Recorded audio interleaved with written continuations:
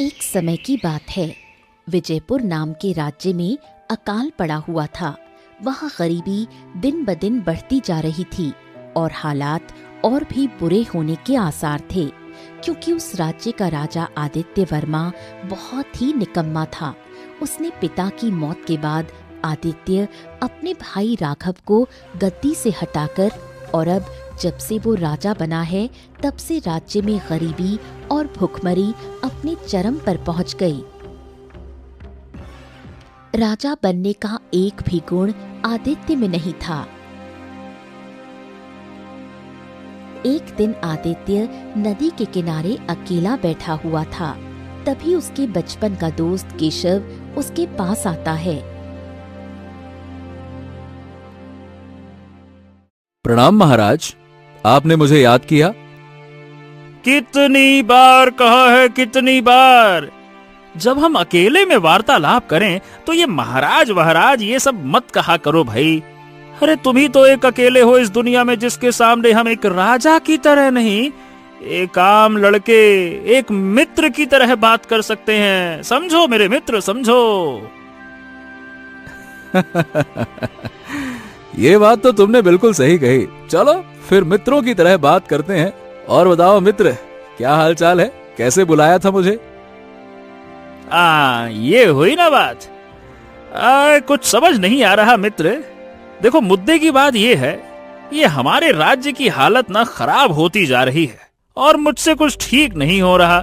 मतलब क्या करूं कि ये राज्य मेरे काबू में आ जाए, सब कुछ सही हो जाए। अरे मित्र, इस सब का सिर्फ एक ही कारण है, और वो ये है कि तुम्हारे अंदर अपने पिता की तरह सही निर्णय लेने की क्षमता का ना होना। तुम हमेशा जल्दबाजी में सब कुछ करते हो और तुम ज्यादातर निर्णय अपने स्वार्थ को ध्यान में रखकर लेते हो। तो तुम क्या कहना चाहते हो कि मैं मतलबी हूं? सिर्फ मतलबी नहीं मेरे मित्र, तुम बहुत चंचल हो और थोड़े अय्याश किस्म के हो, और थोड़े मतलब समझदारी भी कम है तुम्हारे अंदर, और लापरवाह तो तुम बहुत ज्यादा हो, और करके अपनी ये जबान से जो बोल रहे हो, तुम्हारी जबान पे लगाम लगाओ। तुम भूलो मत कि तुम एक राज्य के महाराज के सामने खड़े हो। बात करने की तमीज नहीं है क्या तुम्हें?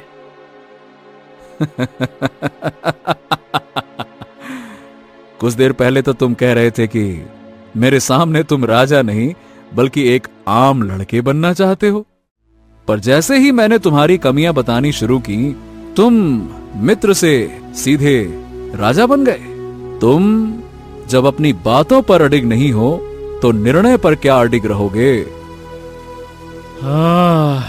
ऐसा है मित्र, अगर मुझे तुम्हारी तरह बातों में उलझाना आता तो शायद मैं एक अच्छा राजा बन पाता।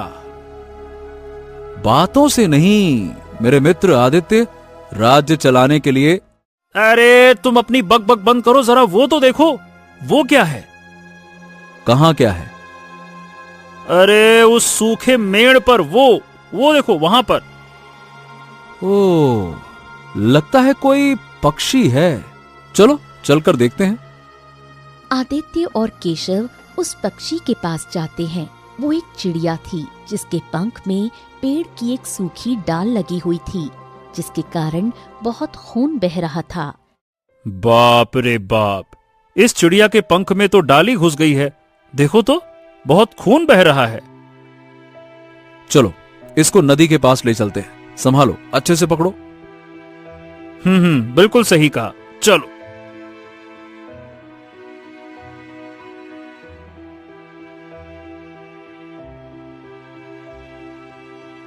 केशव और आदित्य उसको नदी के पास ले जाते हैं। उसके बाद चिड़िया के पंख से डाली निकालकर उसका घाव धोते हैं।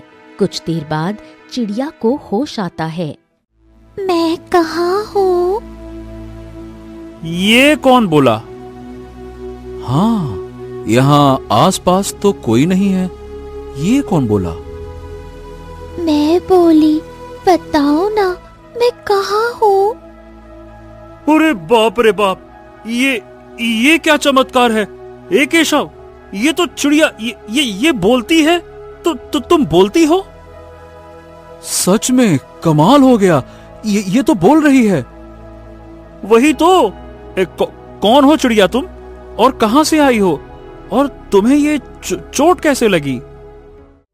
मैं बस हरियाली की तलाश में इस राज्य में आ गई, पर यहाँ तो सूखा पड़ा है। सारे पेड़ सूख गए हैं और उस पेड़ की डाली मेरे पंख में लग गई थी। हो, अब देखो हमने वो डाली निकाल दी है। अब तुम्हारा घाव जल्द ही ठीक हो जाएगा, तुम चिंता मत करो। अरे ओ मामूली चिड़िया, तुम घायल होने से खुद को तो बचा ना सकी, तुम भला हमारे लिए क्या करोगी, हैं? हाँ, अभी तो मैं तुम्हारे लिए कुछ नहीं कर सकती, पर पूर्णिमा की रात को मैं अपनी शक्तियों से तुम्हारी कोई भी 3 इच्छाएं पूरी कर सकती हूँ। क्या बात कर रही हो? मतलब कोई भी 3 इच्छाएं? सच में? हाँ, कोई भी 3 इच्छाएं, बस इसका एक नियम है। नियम? कैसा नियम? हर एक इच्छा के बदले तुमको अपने जीवन में किसी एक चीज का त्याग करना होगा। मैं तैयार हूँ, कुछ भी छोड़ने के लिए मैं तैयार हूँ। मेरी इच्छाएं सुनो। अरे अभी नहीं, मैं केवल पूर्णिमा के दिन ही मनोकामना पूरी कर पाती हूँ। अरे ए केशव, क्यों रे, कब है ये पूर्णिमा? अरे कब क्या है, 3 दिन पहले निकल गई पूर्णिमा, अब अगले महीने आएगी। क्या? अरे 1 महीना इंतजार करना पड़ेगा क्या? अरे भाई, तब तक ये चिड़िया भाग गई तो? मैं कहीं नहीं भाग रही, तुम दोनों ने मेरी जान बचाई है। तुम्हारी इच्छाएं पूरी करने के बाद ही मैं जाऊंगी। हाँ, ये कही तुमने पते की बात। चलो तो फिर 1 महीने तुम मेरे महल में रहोगी, मेरी आंखों के सामने। मंजूर? मुझे महलों में रहना पसंद नहीं, मुझे खुली हवा चाहिए। अच्छा ठीक है, एक काम करते हैं, वो वहां पर जो हरा भरा पेड़ है उस पर इस चिड़िया के लिए एक घोंसला बना देते हैं। क्यों महाराज? ये तुमने बहुत ठीक उपाय दिया। ठीक है, चलो। केशव और आदित्य उस चिड़िया के लिए एक घोंसला बनाता है। अब हम अगली पूर्णिमा को तुम्हारे पास आएंगे, भाग मत जाना। आदित्य और केशव वहां से चले जाते हैं। अब 1 महीने में दोनों को ये निर्णय लेना था कि उनको चिड़िया से क्या मांगना है, और इस 1 महीने में राज्य में इतनी बड़ी बड़ी मुसीबतें आने वाली थीं कि सिर्फ वो चिड़िया ही राज्य को बचा सकती थी। आदित्य और केशव दोनों बिल्कुल अलग इंसान थे। उन दोनों के विचार और स्थिति एक दूसरे से विपरीत थी। आदित्य के जीवन में सारी सुख सुविधाएं थीं और केशव के जीवन में बहुत सारी समस्याएं। केशव अपने घर पहुंचा। उसके पिता बहुत ज्यादा बीमार रहते थे। उसकी बहन गूंगी थी। बेटे, एक पंडित आया था, उससे मैंने बस इतना पूछा कि मेरी बेटी प्रीति की कुंडली में विवाह योग है या नहीं। पूरे गांव के सामने वो हमें सुना कर चला गया। कह रहा था कि बेटी गूंगी है, घर में दाना नहीं और चले हैं बेटी का घर बसाने। अरे न जाने क्या क्या बातें कही, मेरे तो कान फट गए ऐसी बातें सुन के। आप चिंता ना करें पिताजी, कोई बात नहीं। मैं जल्द से जल्द शहर में कोई काम ढूंढ लूंगा और पैसा आते ही आपका इलाज भी करवा दूंगा और प्रीति की शादी भी। ठीक है? हाँ, पैसे आ भी जाएंगे, पर प्रीति के मुंह में जबान कैसे आएगी? वो तो गूंगी है, गूंगी। वो भी आ जाएगी, चिंता मत करिए। पहली इच्छा क्या पूरी करवानी है ये तो समझ आ गया मुझे। केशव गांव में बाहर निकलता है। गांव की हालत देखकर उसे बहुत दुख होता है। सरिता नाम की महिला अपने 6 महीने के बच्चे को लेकर कहीं जा रही थी। अरे काकी, ये भागी भागी कहाँ जा रही हो? क्या बात है? क्या बताऊं बेटे, लल्ला की तबीयत फिर बिगड़ गई है। इसको रमाकांत वैद्य के पास ले जा रही हूँ। ओहो, गांव में लगभग हर घर में ऐसी ही परेशानी है, क्या बताएं। हमारा वो निकम्मा राजा, उसको जरा तरस नहीं आ रहा हमारे हालात पर। अब सिर्फ वो चिड़िया ही इस गांव को बचा सकती है। अब आप चिंता ना करें काकी, अगली पूर्णिमा तक सब ठीक हो जाएगा, है ना? वो कैसे? आप तो बस इंतजार करो पूर्णिमा का, सब ठीक हो जाएगा। चलो जल्दी से भाग के जाओ, चलो चलो चलो चलो।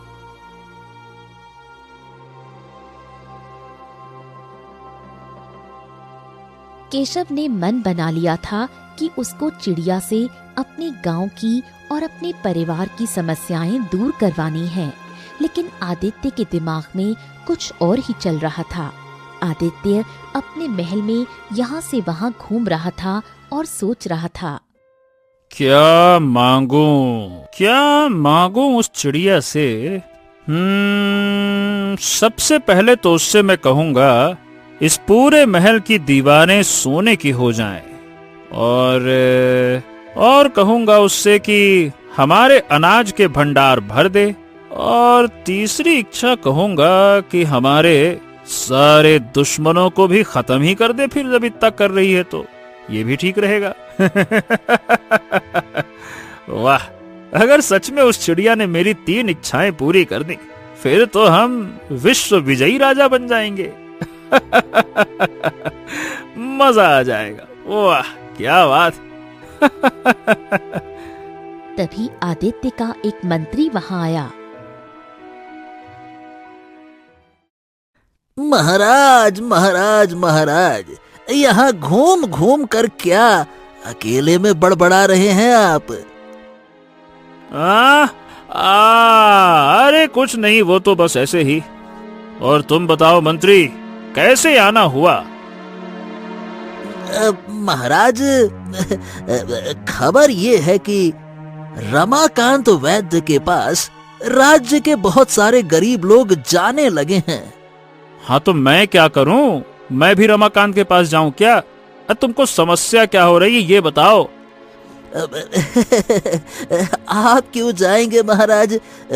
समस्या ये है कि गांव में गरीबी बहुत बढ़ गई है। रमाकांत गरीब लोगों का इलाज मुफ्त में करता है। अब लोग उसको अपना नायक मान रहे हैं और हमारी बुराई कर रहे हैं महाराज। अरे अरे अरे, ये ससुरा वैद्य कहीं गरीबों को भड़का के विद्रोह न कर दे। यही तो है असली दिक्कत।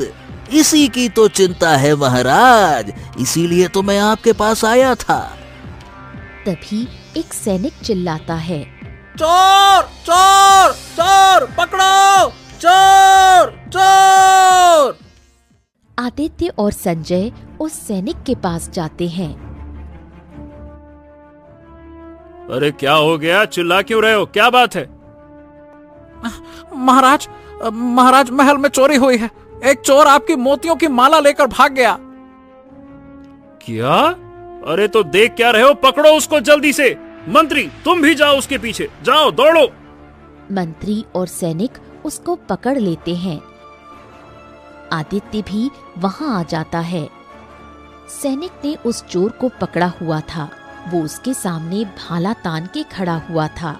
वो चोर असल में आदित्य का भाई राघव था, जिससे आदित्य ने राजगद्दी छीनी थी।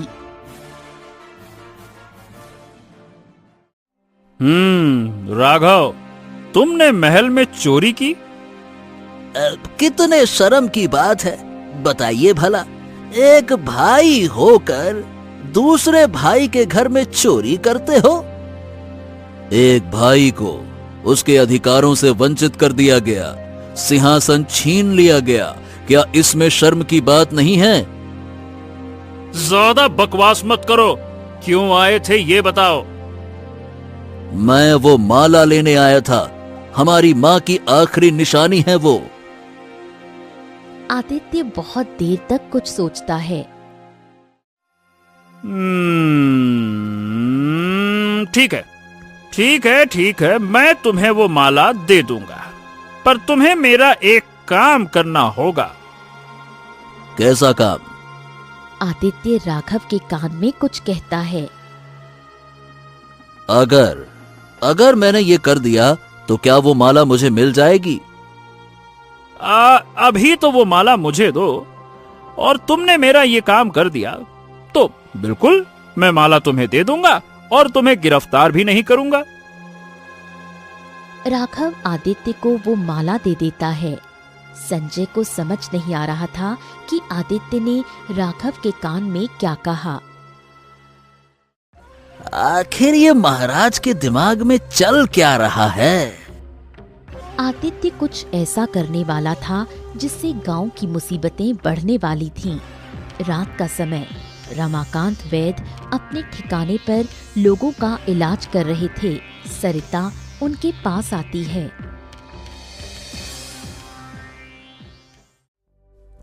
बताओ बहन, क्या हुआ तुम्हारे बच्चे को? ये हर 7-8 दिन में बीमार पड़ जाता है। मुझे तो बहुत चिंता हो रही है। ओहो, कोई बात नहीं, कोई बात नहीं। मैं कुछ दवाइयाँ लिख देता हूँ, इसको खिला देना, ठीक है? और थोड़ा दूध का ध्यान रखो, दूध पिलाओ इसको।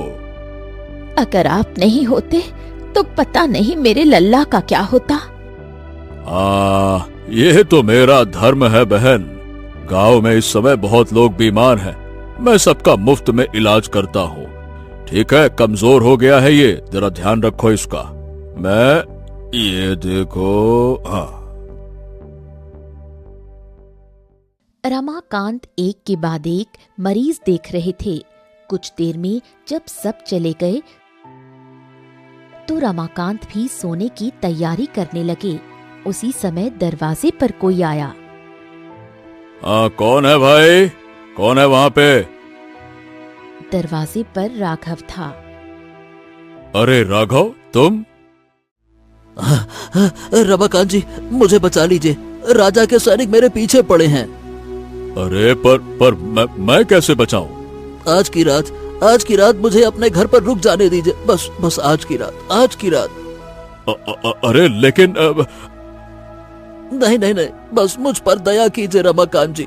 आप इतने सारे लोगों की सेवा करते हैं, अगर मेरी मदद कर देंगे तो क्या घट जाएगा आपका? बस आज की रात मना मत कीजिएगा, मैं हाथ जोड़ता हूँ। अच्छा, ठीक है। चलो जल्दी से अंदर आओ। कोई देख तो नहीं रहा ना? आ जाओ। राघव अंदर आता है और रमाकांत के घर में बैठ जाता है।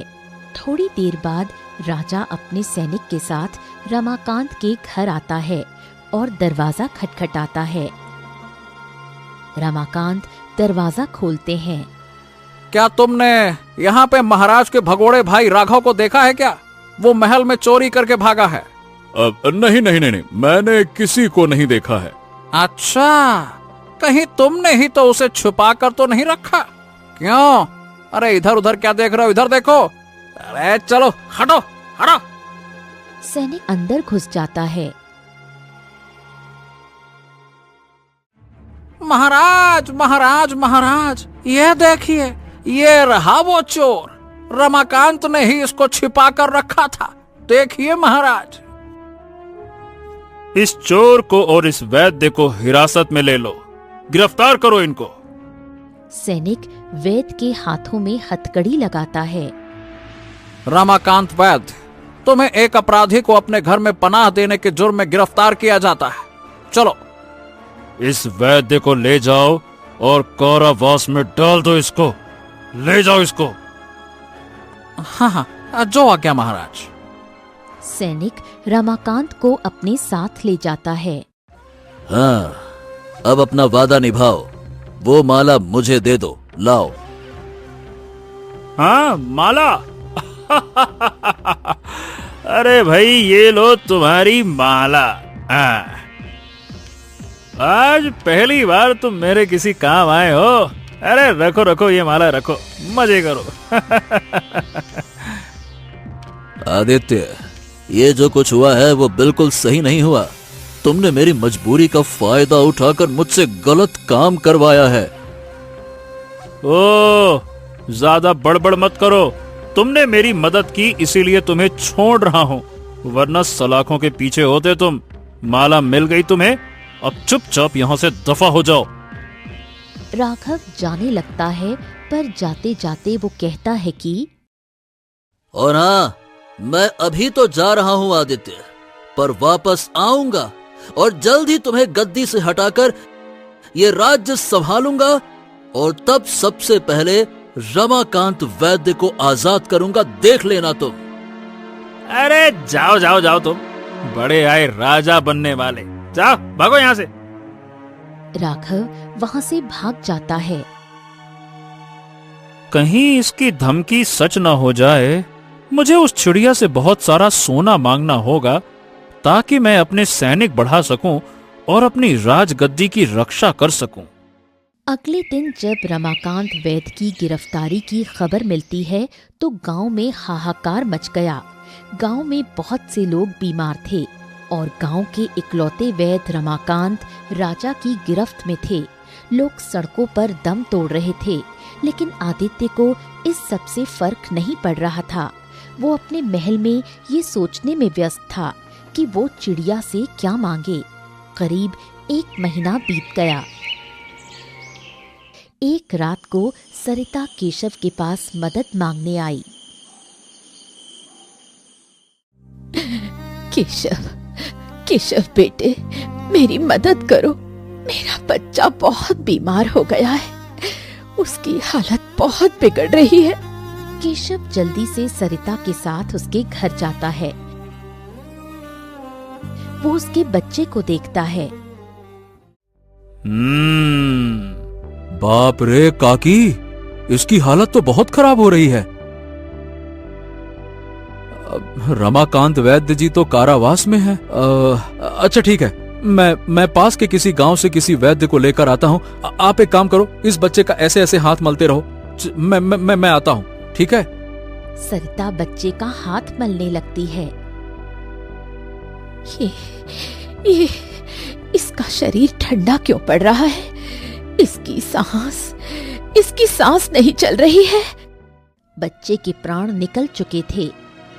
सरिता फूट फूट कर रोने लगी। केशव बहुत दुखी हो जाता है। उसके सामने एक बच्चे ने दम तोड़ दिया और वो कुछ नहीं कर पाया। तभी केशव को याद आता है कि पूर्णिमा लग चुकी है। काकी, आप इस बच्चे को लेकर यहीं बैठे रहिए, मैं आता हूँ, रुकिए।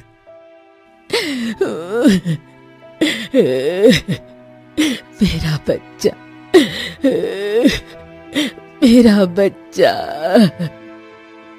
काकी, भले ही उसकी सांस नहीं चल रही, लेकिन अभी भी एक आखिरी उम्मीद है। आप कहीं जाना मत, मैं आ रहा हूँ काकी।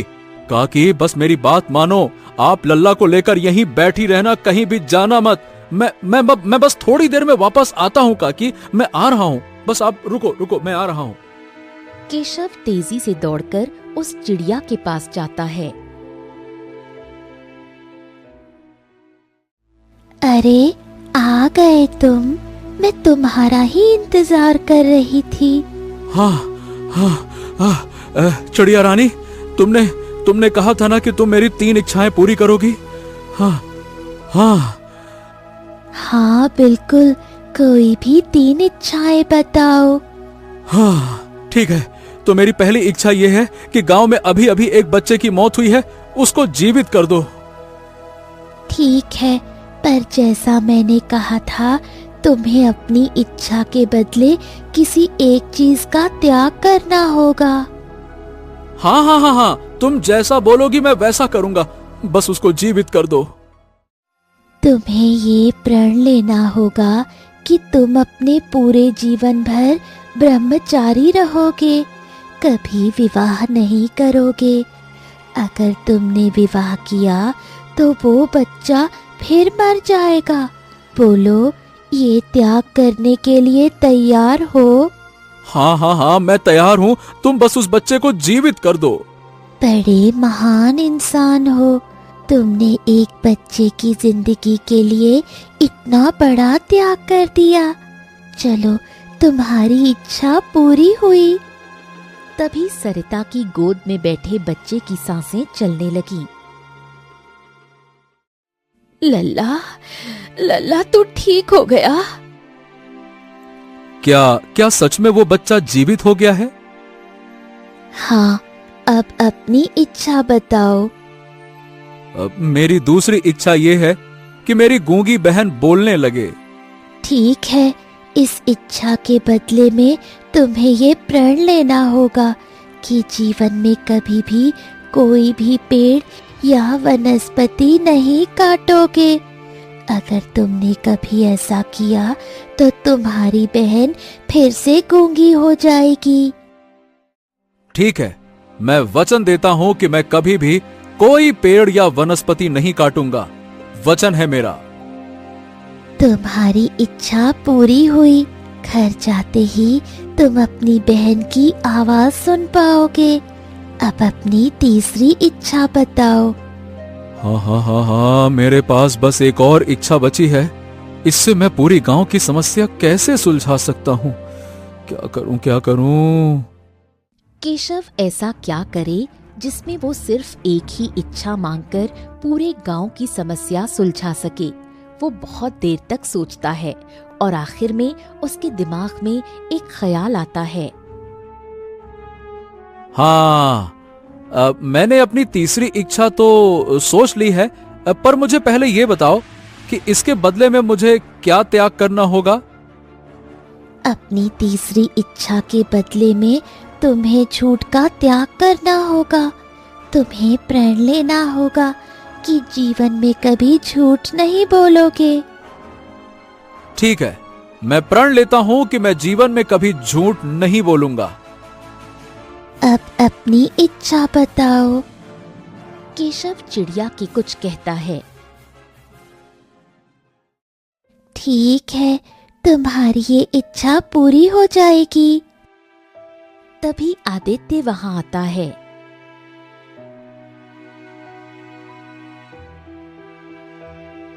अरे केशव, अरे भाई तुम पहले आ गए क्या? और तुमने अपनी 3 इच्छाएं भी मांग ली? हाँ महाराज, मैंने तो मांग ली।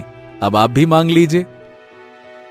हाँ, इसीलिए तो मैं आया हूँ। वो तो मांगूंगा ही, बहुत सोच विचार कर आया हूँ। लेकिन हाँ, ध्यान रखना एक बात, इच्छा के बदले में जो मैं कहूँ वो चीज त्याग करनी होगी। हाँ हाँ, ठीक है, वो सब तो ठीक है। बताओ, पहली इच्छा क्या है? हाँ, मेरी पहली इच्छा है, मुझे बहुत सारा अनाज चाहिए ताकि मेरी आने वाली पीढ़ियों के लिए खाने की कमी ना रहे। पूरे 1 लाख बोरे अनाज दे दो। लेकिन हाँ, ध्यान रखना एक बात, इच्छा के बदले में जो मैं कहूँ वो चीज त्याग करनी होगी। बताओ क्या त्याग करना होगा? जितना भी अनाज तुम्हें मिलेगा उसका 25% तुम्हें त्याग करना होगा और राज्य के लोगों को देना होगा। आदित्य कुछ देर सोचता रहा। ठीक है, कर देंगे। अरे बाकी का 75% तो मेरे पास ही रहेगा ना। जाओ, हमारा दिल बहुत बड़ा है, हमने दान किया। जाओ। हाँ, पर अगर तुमने 25% गांव वालों को नहीं दिया तो सारा अनाज गायब हो जाएगा। हाँ हाँ, बिल्कुल बिल्कुल मंजूर है। तुम्हारे महल में 1 लाख बोरे अनाज पहुंच चुका है। क्या सच में? हाँ, अब अपनी दूसरी इच्छा बताओ। हाँ, तो मेरी दूसरी इच्छा ये है कि मुझे उस नदी के पार जो मैदान है वहाँ पर एक महल चाहिए। पर हाँ, सोने का महल होना चाहिए, वो सोने का महल। ठीक है, मिल जाएगा। बताओ इसके बदले मुझे क्या करना होगा? इसके बदले में तुम्हें एक बेगुनाह कैदी को आजाद करना होगा। बेगुनाह कैदी तो सिर्फ एक ही है, रमाकांत वैद्य। बोलो, करोगे? हाँ हाँ हाँ हाँ, ठीक है ठीक है। मैंने एक बेगुनाह वैद्य को गिरफ्तार कर रखा है, मैं उसे आजाद कर दूंगा। ठीक है। ठीक है, अगर तुमने ये नहीं किया तो वो महल गायब हो जाएगा। लेकिन महल है कहाँ? देखो उस नदी के उस पार मैदान में। आदित्य उस मैदान की तरफ देखता है। वहाँ एक सुंदर सा सोने का महल आ गया था। अरे अरे वाह वाह वाह वाह वाह वाह वाह, मेरी तो किस्मत खुल गई। इतना सुंदर महल। वाह वाह वाह वाह वाह। अब अपनी तीसरी इच्छा बताओ। हाँ, और तीसरी इच्छा, हाँ तो तीसरी इच्छा ये है कि इस महल के अंदर 50 करोड़ मूल्य का सोना हो, सोने का भंडार। ठीक है, मिल जाएगा। तो बताओ अब इसके बदले में मुझे क्या त्याग करना होगा, बोलो। इसके बदले में तुम्हें सिंहासन का त्याग करना होगा और अपने भाई राघव को राजा बनाना होगा। क्या? ये क्या बात कर रही हो? दिमाग तो ठीक है ना चिड़िया? इतनी सी चिड़िया होकर एक राजा को उसका सिंहासन छोड़ने के लिए कह रही हो? अगर धन चाहिए तो सिंहासन छोड़ना पड़ेगा। वैसे एक हिसाब से देखा जाए तो ये सौदा बुरा नहीं है। सिंहासन छोड़ने के बदले में मुझे इतना धन मिल जाएगा जितना किसी और राजा के पास है नहीं, फिर तो कोई कमी रहेगी नहीं। सोचिए मत महाराज, अरे आप तो हमेशा से सिर्फ धन दौलत ही तो चाहते थे। धन दौलत आप ले लो, राज्य राघव को दे दो, ये बहुत अच्छा सौदा है। हाँ ठीक है चिड़िया रानी, मैं तैयार हूँ। ठीक है, पर ध्यान रहे, अगर कभी तुमने राघव को सिंहासन से हटाने की कोशिश की तो सारा धन गायब हो जाएगा। हाँ हाँ हाँ ठीक है, मैं कभी नहीं हटाऊंगा उसको। अरे वो बना रहे राजा, मुझे क्या करना।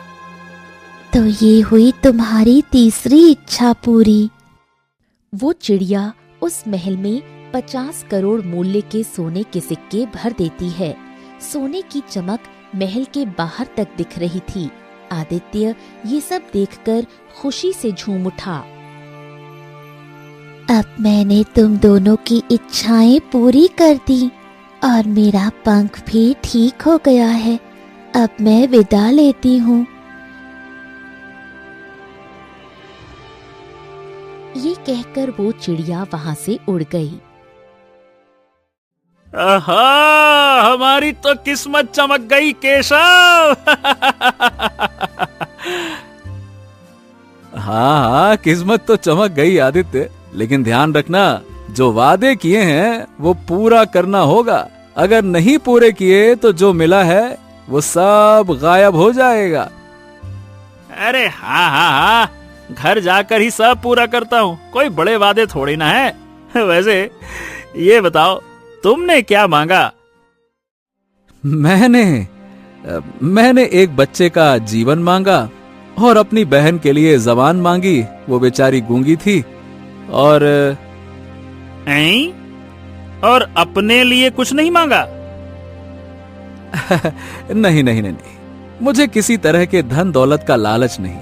मैं अपना जीवन सिर्फ अपने परिवार और समाज की सेवा में लगाना चाहता हूँ, बस।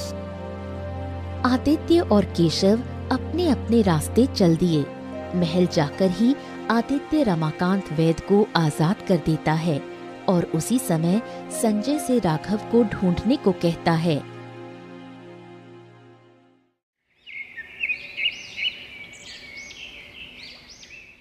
अगले दिन आदित्य राघव को राजा बना देता है और उसी दिन राज्य के लोगों में अनाज बंटवा देता है। अनाज बंटने से भूखमरी की समस्या दूर हुई।